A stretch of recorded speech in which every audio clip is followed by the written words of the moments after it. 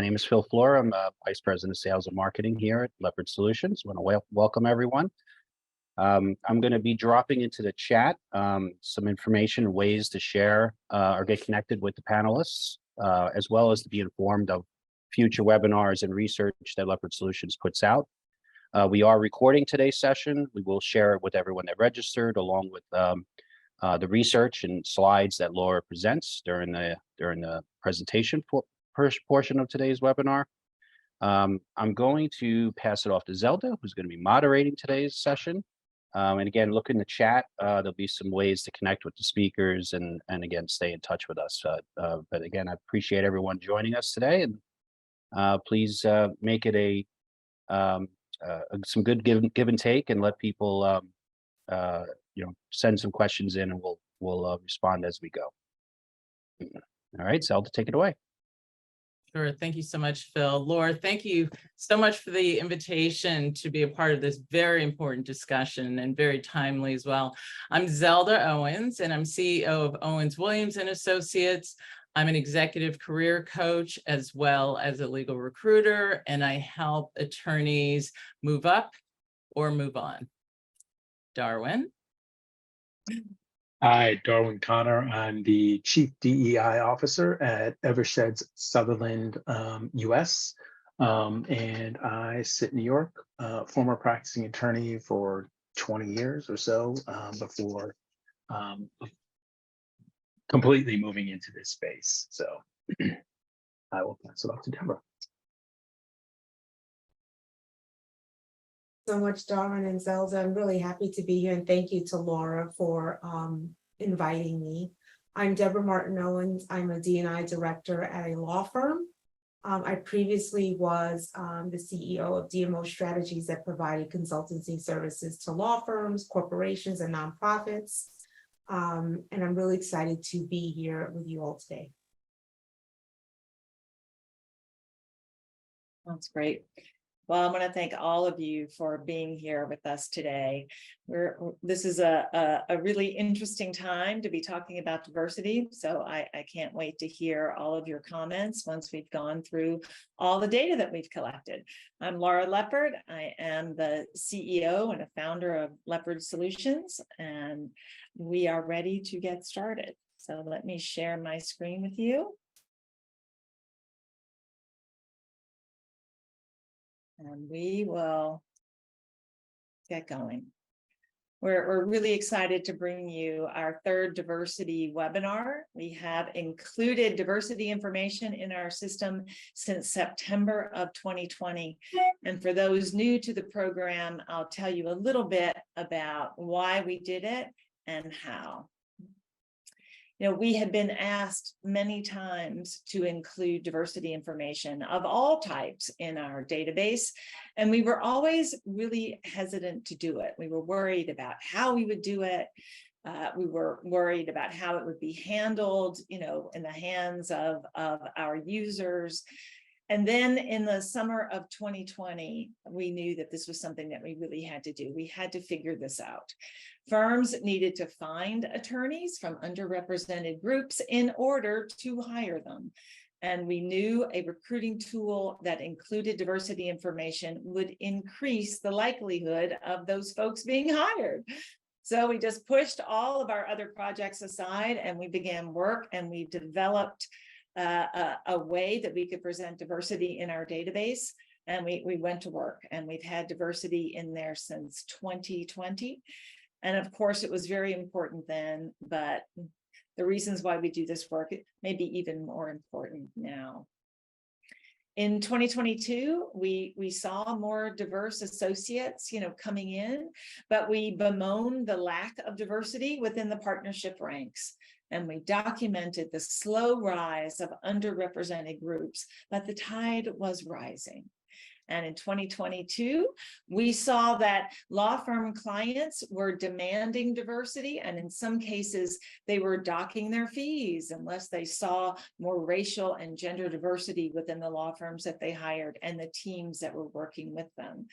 And this was key, as most legal professionals told us that this was the only way that law firms would indeed become more diverse, and that was through client pressure. Then the Supreme Court handed down a decision that really sort of changed a few things, right? Colleges were really the first to be impacted, and then the assault on DEI programs really began in earnest. GOP lawmakers stepped into the argument and sent letters to law firms and their clients, warning them to discontinue their DEI efforts. Democratic attorney generals fought back, saying that this was intimidation and that companies working to create an inclusive work environment is not an illegal act. However, no one can deny that a chill has fallen on many firms as they are trying to find their best way forward. After the decision and the letters from members of Congress, the lawsuits began, and they began at a more accelerated pace than most imagined. The lawsuits targeted originally just 2 firms, but the basis of the lawsuit really goes across all firms. The suit filed in Texas against Perkins Coie had been racially discriminating against future lawyers for decades by limiting some fellowship positions to applicants who are students of color, students who identify as LGBTQ, or students with disabilities. The ACLU states that white applicants will be the beneficiaries of his lawsuit, even though Mr. Blum purported to represent the interest of Asian Americans. Lawsuits are where we will find where this ruling really stands, but all of these lawsuits will take time. The ironic thing is that the hiring of underrepresented groups has really been increasing at a glacial pace. The numbers were already very small by any standard. It really sort of looks like a solution in search of a problem. The numbers barely budged every year for the top 200 firms. Growth in the top echelon of law firms was stubbornly slow to move year over year. A few months ago, we began surveying chief DE&I officers. We wanted to see how they felt their firm was doing. Did they feel supported in their work? Are they seeing the needle move? But we had to pause and adjust the survey after the Supreme Court decision and then relaunch it because we really wanted to get some of their thoughts on that as well. We had over 50 respondents to the survey. And the ethnic makeup of the respondents was predominantly 60% white, 26% Black or African American. It was about 6% Hispanic, 7% Asian, and then other nationalities. 69% of the respondents were female. Most of them said they reported directly to the CEO or the managing partner or head of marketing and sales. 70% of the respondents worked for a top 200 law firm. Most said they had been in the position just between 1 and 3 years, and 70% said they were the first person in this role at their firm. We said, will the recent Supreme Court decision make your job harder? 64% said yes. Did they see this changing, the diversity goals at their firm? Thankfully, 76% said no. And then we said, asked in your opinion, are you meeting these objectives? And 64% said yes. We asked if DEI was a standalone department, and 61% said no. We had a follow-up question, if it's not, what department is it part of? HR came in at 25%, management 18%, marketing 11%, and in the other category, the biggest answer was talent and recruiting. We asked, how strongly do you feel that you are afforded a seat of authority and influence within the decision-making hierarchy? Now, this question's kind of broad, right? And the largest number felt they somewhat had influence within the decision-making hierarchy. 27% felt they very much had authority and influence, while the smallest number felt they had extreme authority and influence. So we kind of broke down that question to see where they might feel they had the most influence, representing the DEI perspective. And it looks as if among these DEI professionals, a good number of them do not feel that they wield a good deal of power in the firm, that they have very little involvement in a lot of these key factors, and are only somewhat involved as well. You can see, though, if you look at the purple line, promotion, they seem to have a lot of influence in, except not in this last category, the exceedingly involved. Which historically underrepresented groups does your firm's DEI initiative focus on? The largest response, but only by 1%, was race and ethnicity. Gender was a close second, followed by sexual orientation and identification. Disabilities lagged by several percentage points. Of the people who answered this question, there were two areas that fell quite short. Offering talent development programs for historically underrepresented employees and linking DEI to business results. Those had some low responses. Including diversity criteria in the hiring process was at 68%. DEI training for all levels had the highest response at 80%, along with conducting educational events at 78%, which kind of makes sense. Then we asked, does the firm have specific initiatives to hire historically underrepresented groups? And 69% said yes. Do you have a metric used to measure how attorney work assignments are distributed in line with your DEI goals? 73% said no, which was a little surprising.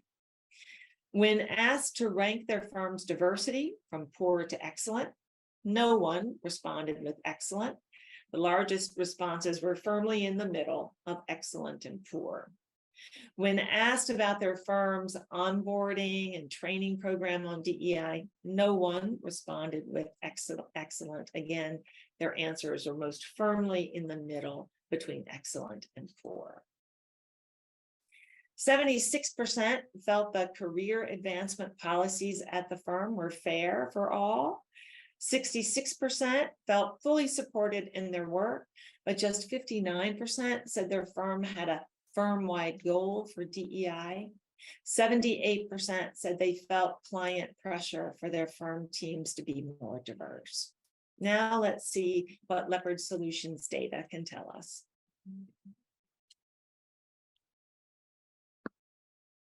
Ethnically diverse partners have grown a little bit, 1 percentage point over the last 3 years, ending at 14% in 2023. Today, September. That percentage really could change as the year progresses. However, the year finishes out. Women had a 2% uptick into the partner category and is now at 39%, which is encouraging. Ethnically diverse lateral hires, they really hit a high water mark in 2021, and the gap lessened slightly for that year as well. The numbers dropped for diverse laterals in 2022, and the gap widened slightly just a little bit again. For entry-level hires, they too saw more hires in 2021 and 2022, but it does seem to be unusually low for this point in 2023. Associates were the only group where the number hired exceeded the number that left. They saw a net gain of 1,033 diverse associates, which is great. The top 200, however, lost a net total of 81 ethnically diverse partners and 37 net diverse counsels. And here we're looking at where diverse attorneys went after they left their top 200 firm. So this chart shows that fewer attorneys went to a top 200 firm after their exit. They went from 40% to just a 24% return. That's a drop of 16%. The number going to another law firm stayed the same, and diverse attorneys going in-house also dropped. And while the numbers continue to go up, the rate of growth has slowed significantly. It went from 11% growth to 4% growth. In the partner area, it went from 10% growth to just 7% growth. Here's last year's view. Here's today. Ethnically diverse women went from 9 to 8% in promotions, while non-diverse women went from 31 to 33%. Non-diverse men went down 1% in the last 12 months. Promotions of ethnically diverse attorneys dropped 2% from 19% to just 17%. A net gain of about 2,000 women associates tracks with all of our other data, as does the net loss of partners and counsels. This maintains the trend we saw last year, when we also saw a net loss in female partners. Women returning to a top 200 firm dropped 13%. Going to an in-house company dropped by 10%. Now, those numbers will probably change over time as the unknowns become known. It is unlikely, however, that the top 200 number would change dramatically. Women went in-house in a higher percentage than their male colleagues. 2021 was a high watermark for gender diverse lateral hiring as well.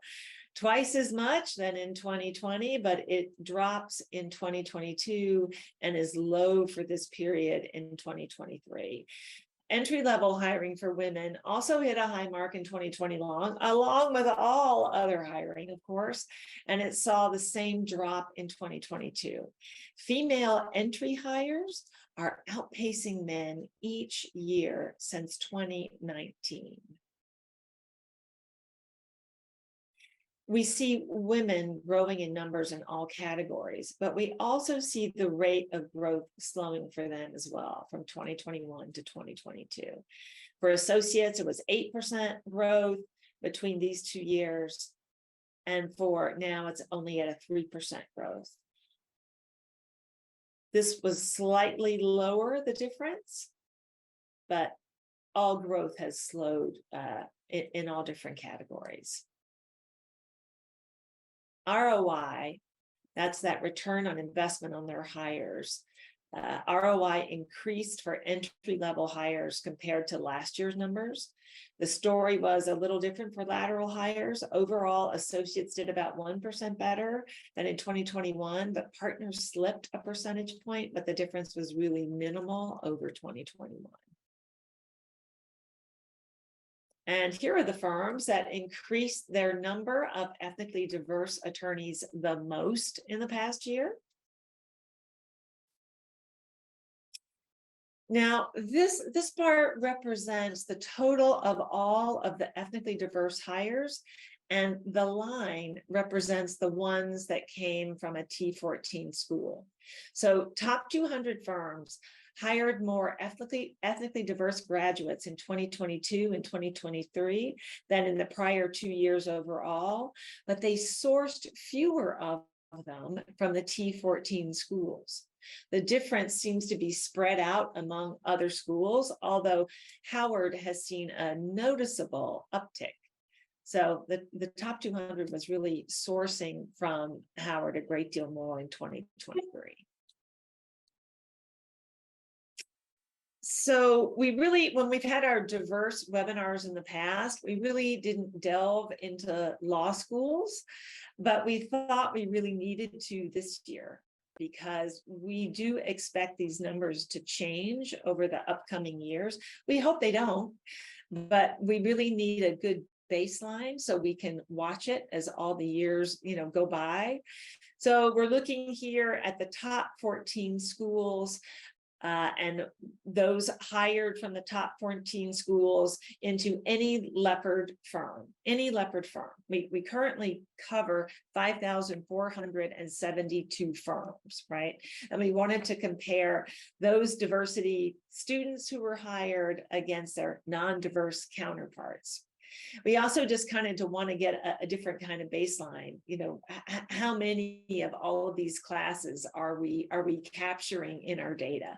So we know that Harvard's class size is usually about 560 students. Well, we've captured 421 of those who were hired to work at a law firm that Leopard covers. So that's a pretty good number. That'll give us a pretty good baseline. So most of their graduates really landed in a law firm that we cover. So it's important that we get this down. So we wanted to look at all firms so we could capture and hold this data moving forward.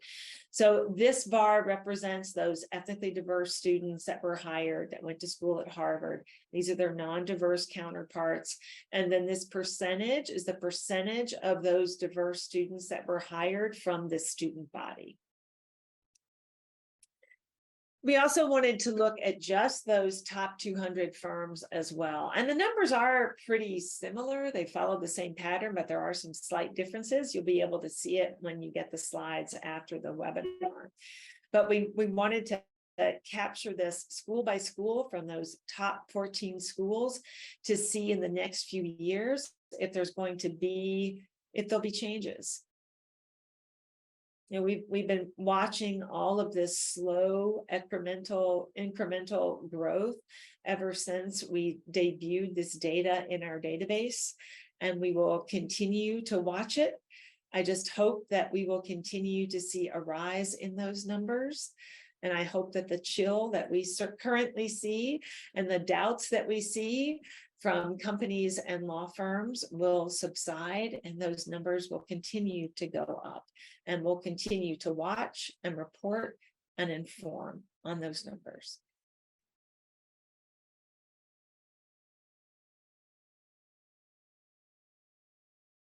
And that's what we see in the data, and that's from the survey respondents as well.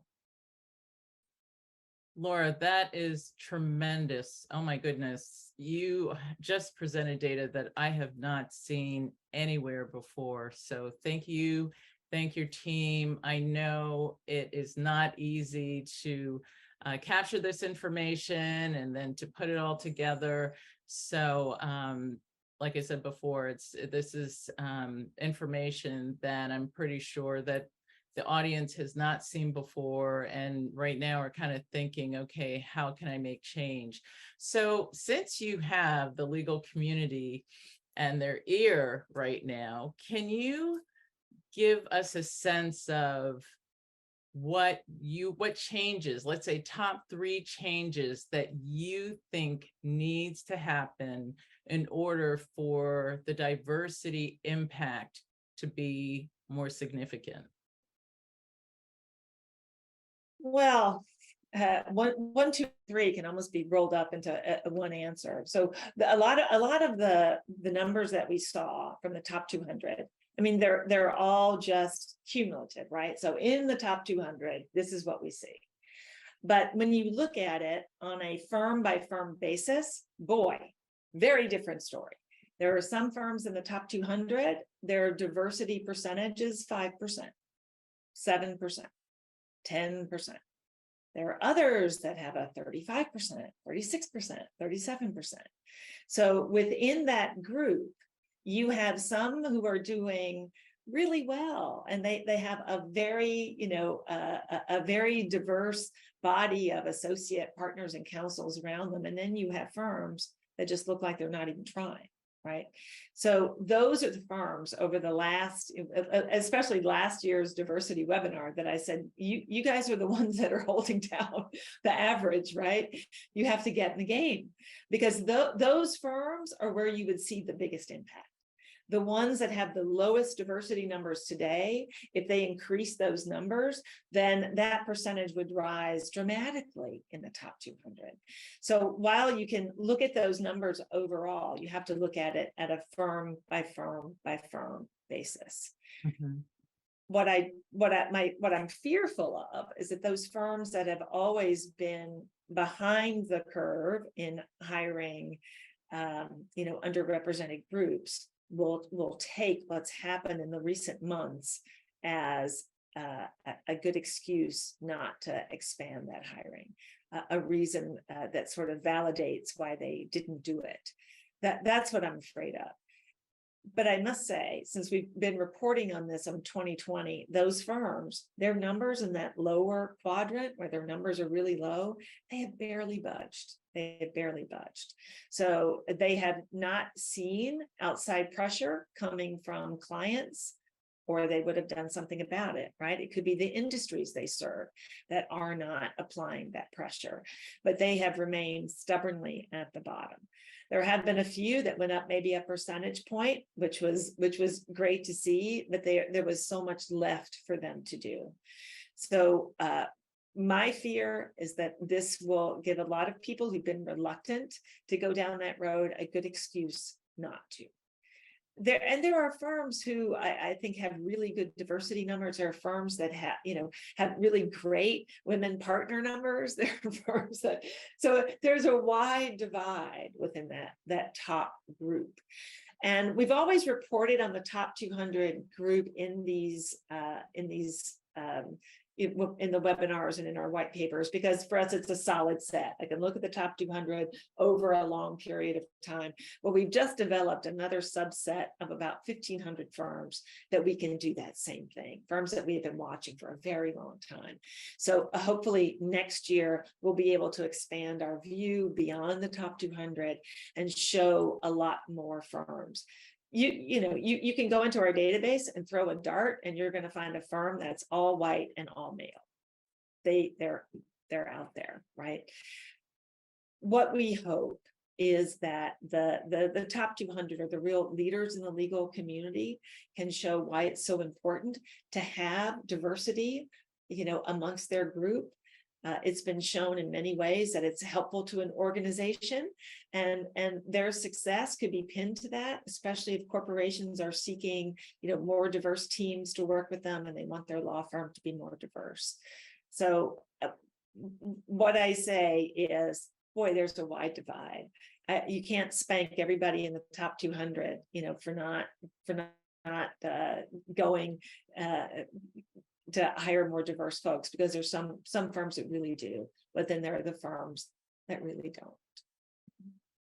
One quick question before I bring Deborah and Darwin into the conversation. I have a question about gender diversity. Oftentimes my clients who are partners and in-house counsel who are women are still requesting wanting to see opportunities that are remote or partially remote. Do you think that the bump up in 2021 for hiring of women at law firms is because of COVID, and now there's a decrease in that, and so that's why you see fewer women, or do you think that there's another reason for that? I don't think so. I don't think so. When we've done two big, women in law white papers, and what we have seen is that there are more women hired generally on that entry level than men, but that's their big bump. There are more entry level women, not entry level, but sort of the younger women are hired as laterals, but they tend to drop out mid-career.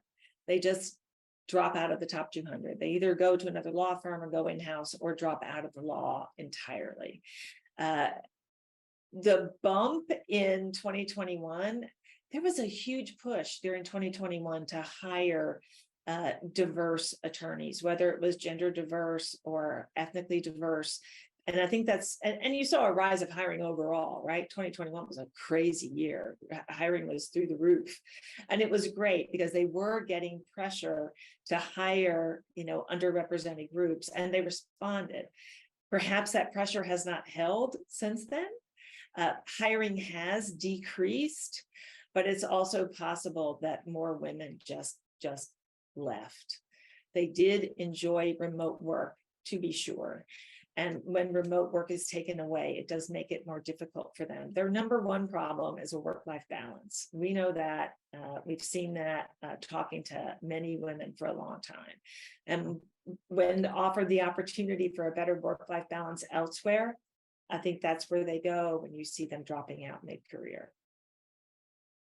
Got it. Got it. Okay, Deborah and Darwin, thank you so much for being so patient. Oftentimes when I talk to DEI professionals, they tell me that the George Floyd situation was really the trigger for DEI initiatives to increase at corporations as well as law firms.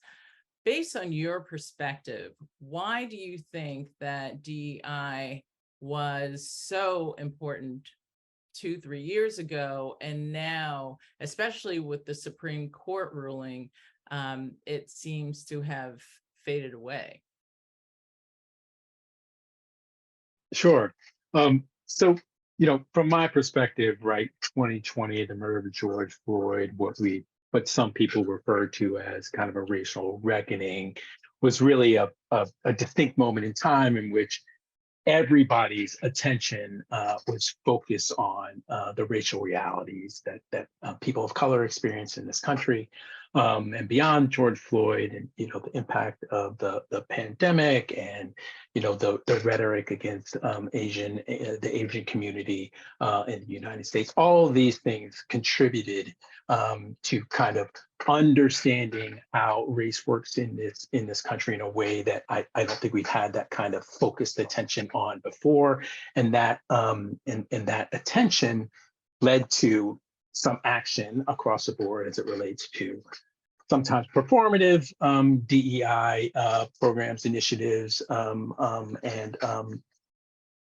statements, but also kind of actual action in which we tried to improve we took a step back to look at our systems and processes to try to remove inequity from those systems, as well as kind of understand that you can't just, as a specific example, you can't just go to Harvard, Columbia, Princeton, Yale, the classic schools, and fight for the very few underrepresented talent that exists there, right? You have to expand the scope of where you're looking for your underrepresented talent. So I think that is an answer to why there was that huge kind of push at that time.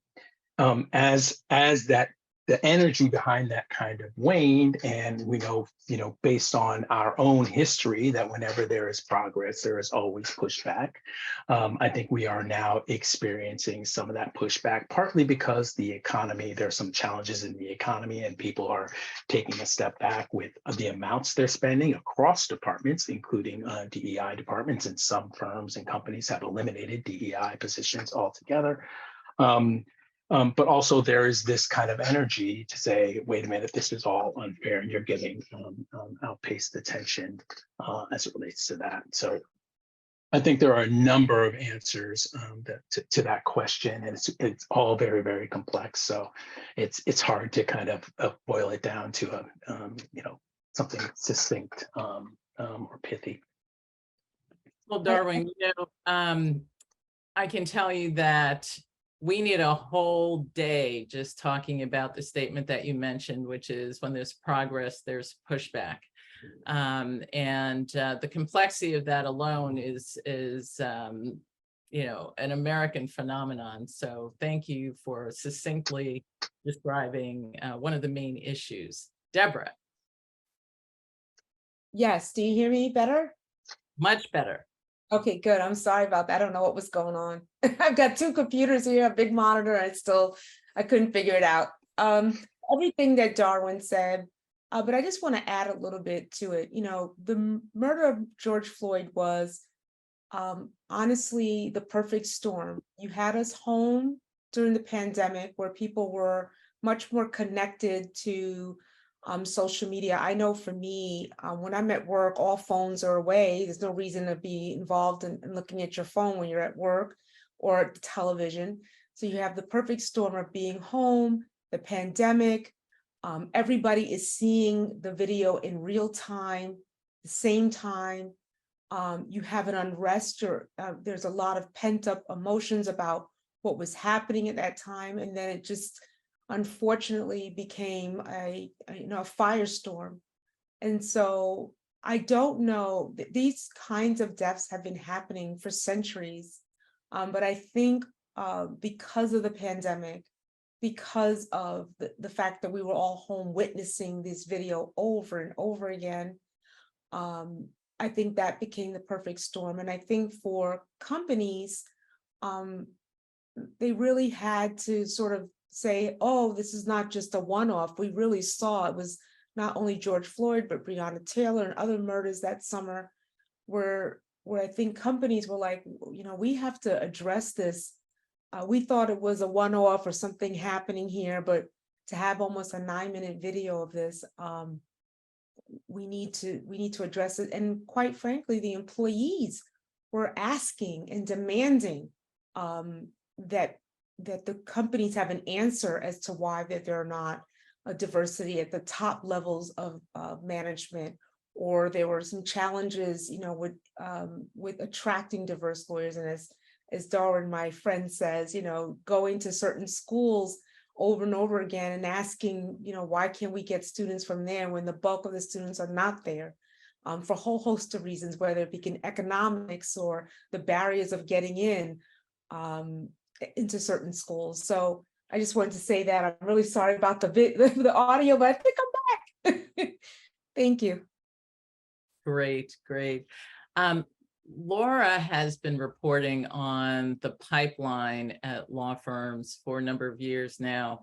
And I would love your perspectives on how you can retain underrepresented attorneys at your firms, or just in firms as a whole, so that there's not such a drop off in the senior associate ranks and in the partnership ranks. Well, I'll speak. Laura, that's you. You go ahead. No, you go. Okay. I can speak globally. You know, as I shared earlier, I am speaking globally, not attributable to my firm, a firm I've been only at 3 weeks. So I'll say this, you know, it's really a struggle for, I think, all law firms as to why we lose the talent that we struggled so hard to get in, and, you know, rolled out the red carpet, spent a ton of money, you know, investing in, wooing, getting them here, and then we lose them within the 3rd to 4th year ranks now. It used to be 4th and 5th, but now we're seeing attrition as early as 2nd and 3rd, which is really scary. But I continue to go back to investment. I actually had a conversation with a friend of mine about an hour ago about how we invest in talent. And I think the investment programs that every law firm has, I think, is really endearing. I think they're trying hard, but we never really talk about the unwritten investments that happens in law firms. Those investments in which you're pulling an associate early morning to have a breakfast to go that you're going to have with a client. You didn't put it on their calendar, but you just grab them when you're going to go to the breakfast. Or perhaps you have a lunch and you'll say, you know, I want you to come into my office. I'm going to have this call. I want you to listen in, and then we'll talk after. Or the private investments of, you know, I have this memo that I'm working on. I want you to take this portion and I want you to run with it and come back to me. I think the programs are really important, the sort of formal programs we have, but the what I call informal programs are not always lend to everyone. I shared a story the other day with some of my associates. I had tremendous mentors. Many of them have passed away. That's how old I am now. But who really took a strong investment in me. It was never a program. It was more like, Deborah, I need you to do this. Deborah, I need you to do that. And I saw it as a way to please them, I guess, make them feel like, oh yes, invest in me, and I'm so excited. But they maybe perhaps, and some of them were white men, who were so good to me. And of course, I just thought like, oh, this is what's happening for everyone. And of course, I get on this side of the work and I found out it didn't really happen. I'll never know why they did it because they're long gone now. But for me, if we can get some of that work done at the firm where we continue, and I know Darwin is working so hard and so many others to sort of work on what we call the unwritten investments of these talent. I can't even tell you how many times, because we listen to both sides of the story of what we know that's what is going on and what's not going on in a particular talent. And so that's what I'd like to share, the unwritten investments of the coffees, the lunches, the memos, the feedback. I think that would be a real contribution to keeping the talent. If that doesn't change, then we continue to have the revolving door, and so anyway, Darwin, jump in, because he knows more than I do.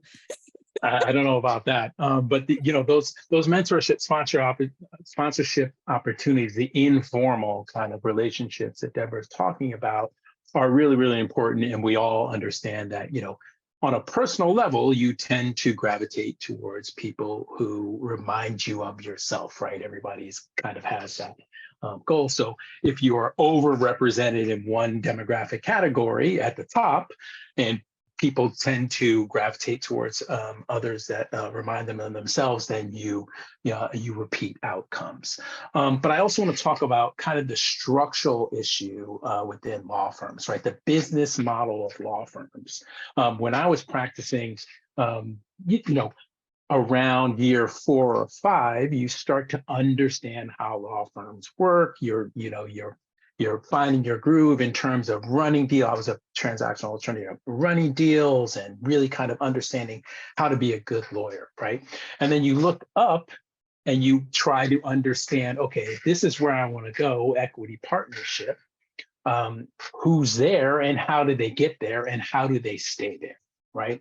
And for many, that question is answered based on the relationships that bring value to equity partnership, right? And that's really kind of how law firms judge and compensate their partner classes, right?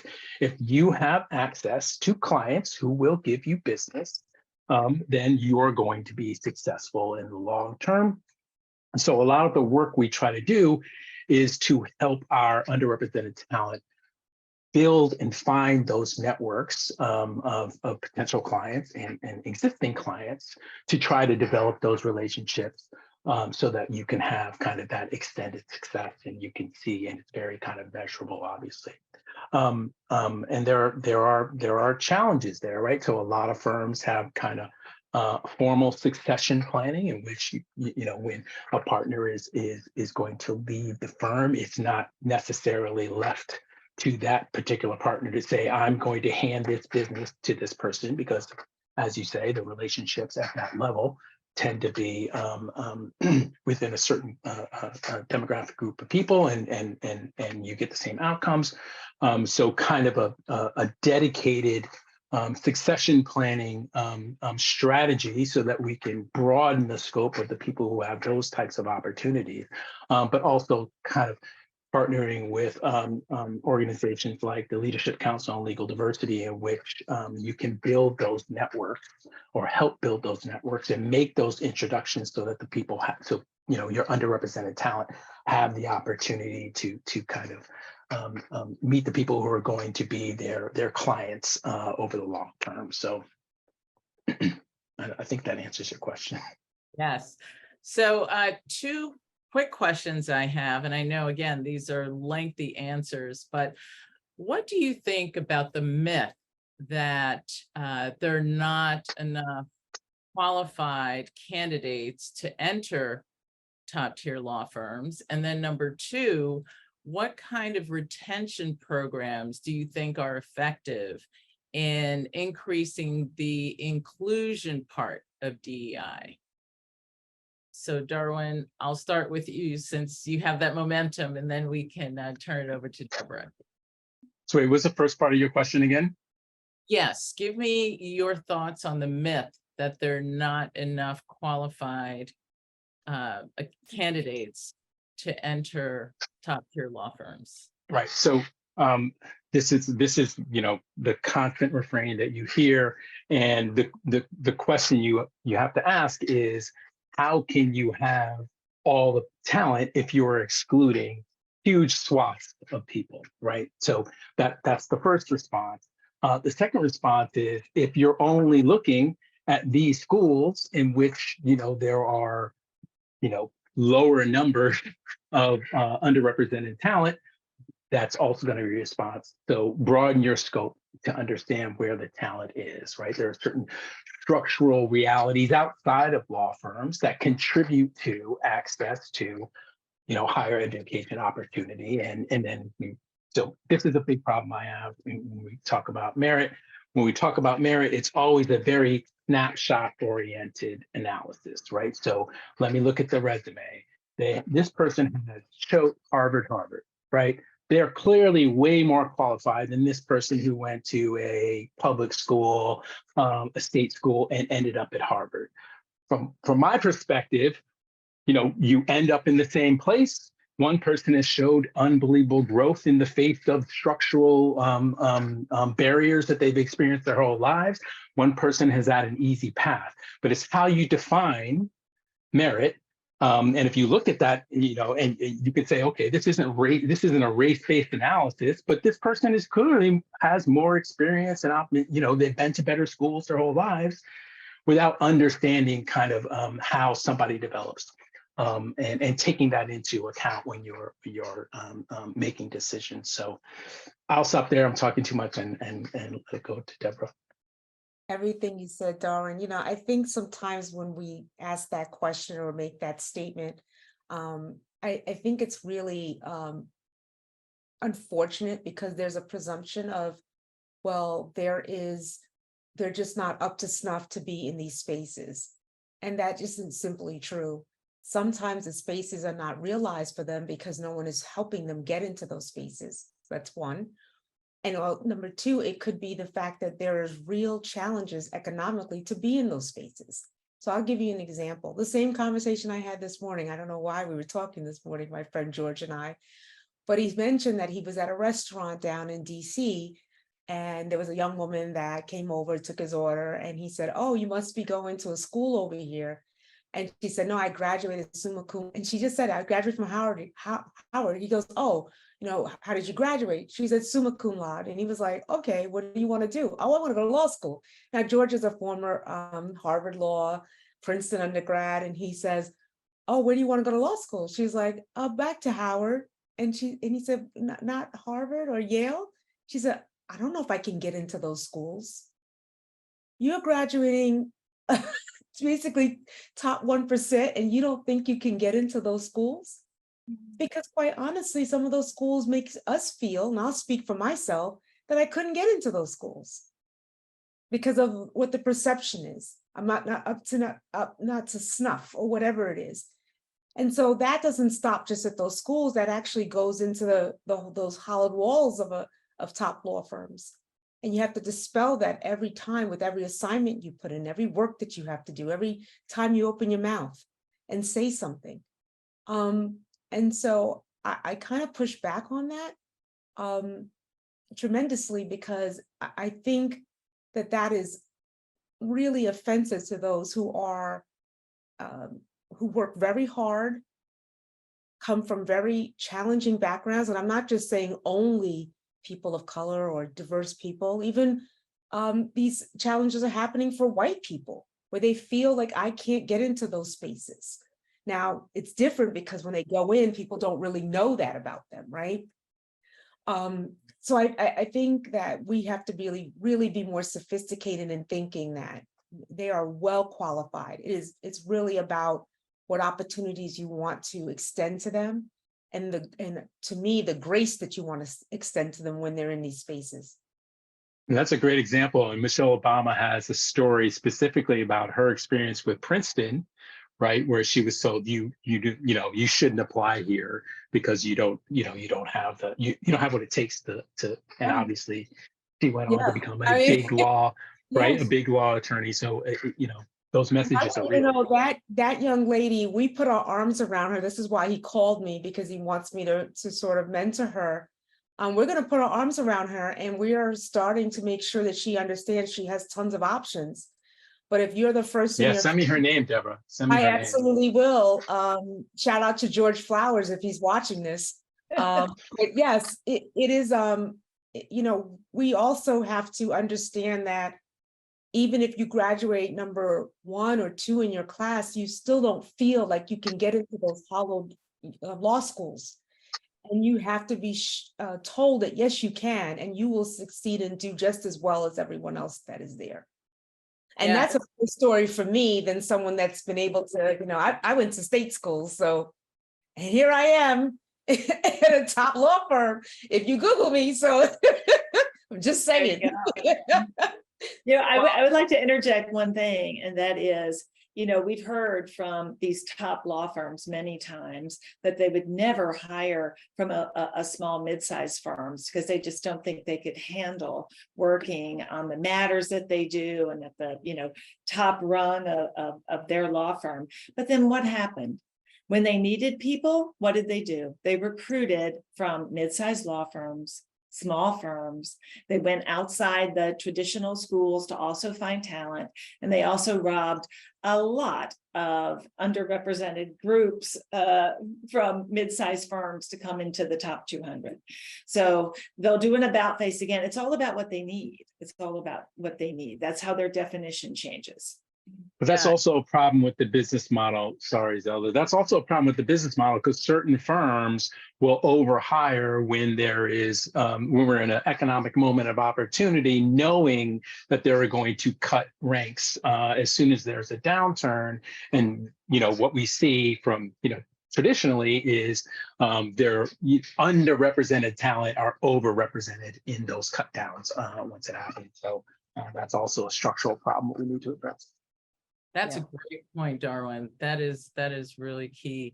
Also, imposter syndrome, it exists to the upper ranks. And I coach GCs and CEOs of corporations because they are still carrying around a self-perception that they're not good enough, even though they have a narrative in their professional lives of being highly accomplished. And so that's why I've been working with high school students, college students, law school students, as well as attorneys who have significant experience, because it's the imposter syndrome that not only robs them of opportunities, but also robs the market of their talent.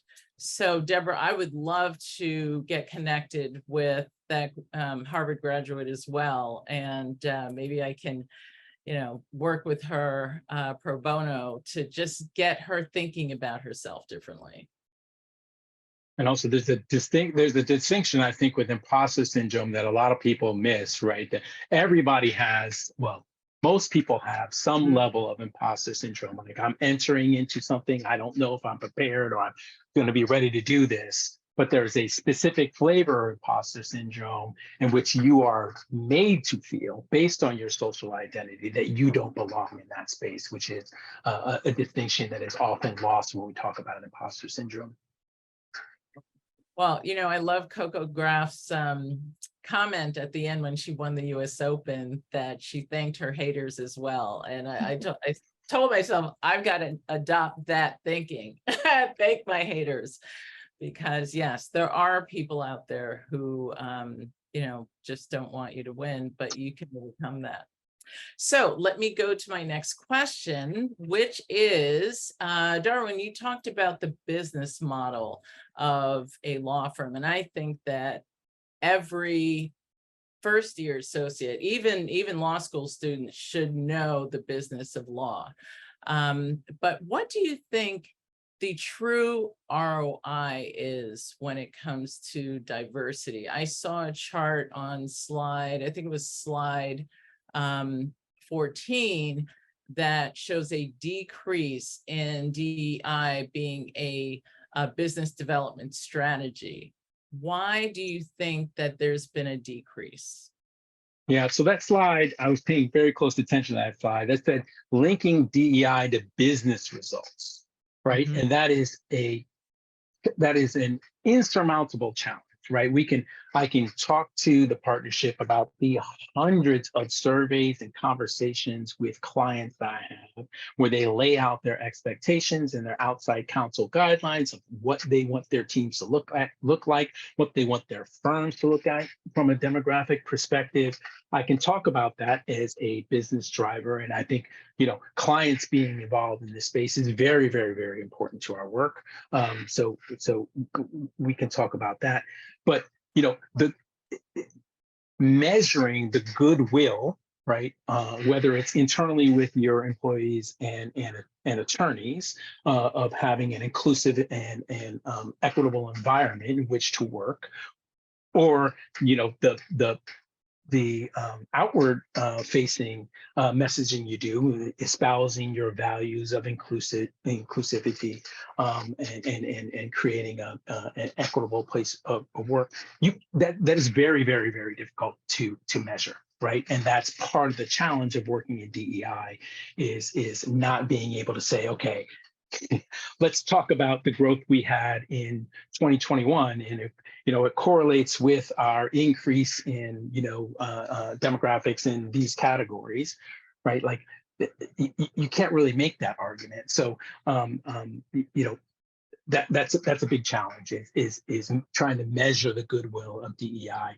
I think McKinsey did a good job in terms of their study and there are better business results with a more diverse with more diverse teams. But at the law firm level, it's very, very, very difficult to measure. Deborah, your thoughts? Now I've got a mouse that's like acting crazy.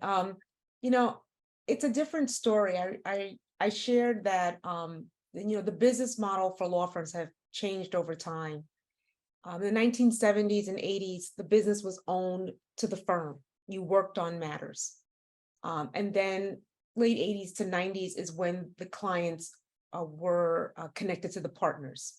So then you have fiefdoms in law firms, in which now it's really about personalities and who can go and who they can take with those clients and those partners. So it's really hard to have a business case when the partner is like, they hired me, the client, and when I leave, the client goes with me. As opposed to when the firm owned the client, and therefore you are servicing the client on their matters. I don't know if that's going to ever change. I'm being very coy and careful. So do you think that then having an ROI around DEI is wishful thinking, or can you tie it to true hard numbers because of the diverse perspectives and diverse talents that hiring underrepresented attorneys can benefit the firm? I think for me, there is an ROI to DEI, because if you have a client that is diverse or really is sort of understanding that their business having on the client side, their business having diverse ideas, diverse perspectives, and actually having diversity, because on the client side is diversity, that's important. But there are industries that is not important to them. So sort of coming at that way is not going to be a good use of your time. Mm-hmm. Okay. Well, it looks like we are at the tail end, and I'm going to give Laura the last word. Oh, I just say something really, really quickly on that last point before we go. It's very, very difficult, right? To prove a negative, right? So I hear from a lot of clients who say, look, we're sending you these surveys, you're giving us the results. If we don't like the results, we send our business to other firms whose results we like, right? And that message isn't always being delivered to the relationship partner. So sometimes there's a lot of confusion. We used to get a lot of work from this. And, we had a client panel at our retreat this year in which, one of the clients said, we have this one firm and they've proven time and time again that it's not a priority for them. We just stopped sending them work. And we didn't have the conversation about it. And so you can't prove a negative in every situation. And it's very, very difficult to send that message to the larger partnership. So that's And part of when the you challenge even on that. send the message, it's like, that too. The silence. There you go. yeah. Well, this has been a wonderful conversation. And again, I'm going to turn it over to Laura. Laura, thank you for this opportunity. I wish we had more time, but may this discussion continue not only amongst Leopard and its clients, but also just in your law firms, in your at the water cooler. This is a really, really important discussion to have. And hopefully change will be made. Well, let's hope. And let's hope the changes that we see are positive and not negative. And I appreciate all of you taking part in this.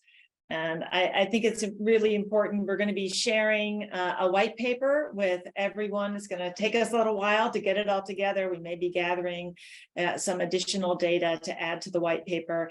It will be free on our website. You can download it, you can share it, you can show it to your boss, you can do whatever you want to do with it. But I think it's important that we set a baseline for where we are today, so we can really understand what's happening in the next few years as we see changes. And let's just continue to hope that all of those changes are going to be positive ones. Thank you so much.